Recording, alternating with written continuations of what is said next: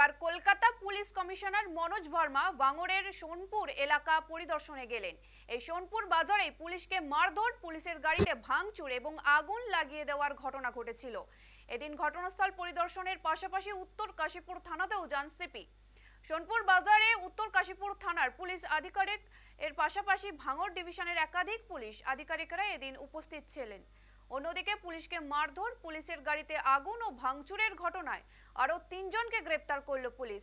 উল্লেখ্য, কলকাতা রামলীলা ময়দানে আইএসএফ এর সংশোধিত ওয়াকফ আইনের বিরোধিতায় একটি প্রতিবাদ কর্মসূচির আয়োজন করা হয়েছিল।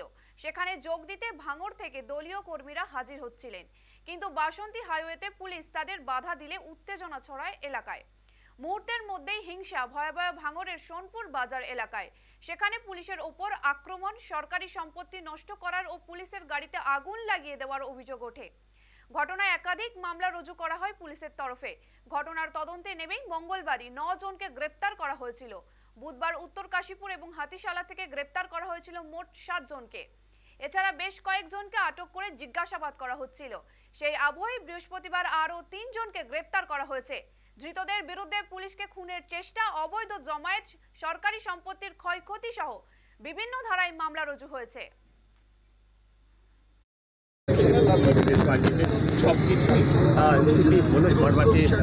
আমরা এই সেই দিনকার ইনসিডেন্ট যেটা আছে ওটা আমরা দেখতে এসেছি, প্লাস আরও কিছুদিন আগে আমরা আমাদের রিভিউ হয়, যে উইকলি রিভিউ হয়, ওই রিভিউতে আমরা ইন্সট্রাকশন দিয়েছিলাম দ্যাট এখানে কিছু থানা যে স্যাংশন হয়েছে এই থানাগুলো যাতে চালু হয়, অ্যান্ড একটা পার্মানেন্ট পুলিশ লাইনের জন্য এখানে ল্যান্ডের জন্য আমরা ডিএম সাউথ 24 পরগনাকে লিখেছি।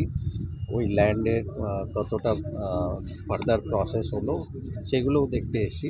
ইনসিডেন্টে ওটা খারাপই ইনসিডেন্ট হয়েছে, যেটা অফিসিয়ালি আমরা আগেই জানিয়ে দিয়েছিলাম দ্যাট মিটিংয়ের পারমিশন নেই অ্যান্ড যাতে কোনো মোবিলাইজেশন না হয়। তারপরেই মোবিলাইজেশন হলো।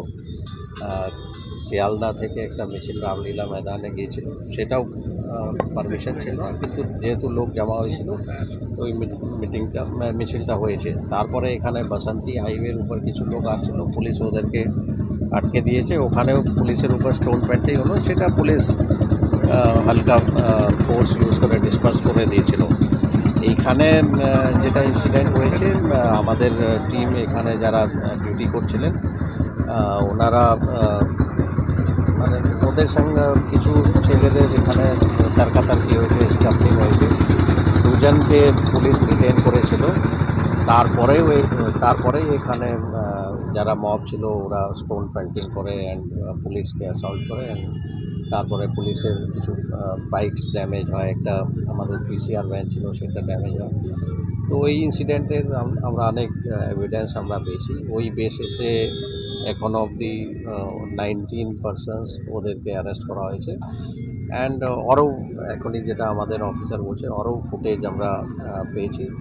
তো আমরা আশা করছি ওই ইনসিডেন্টে যারা ইনভলভ হয়েছে আরও অ্যারেস্ট হবে।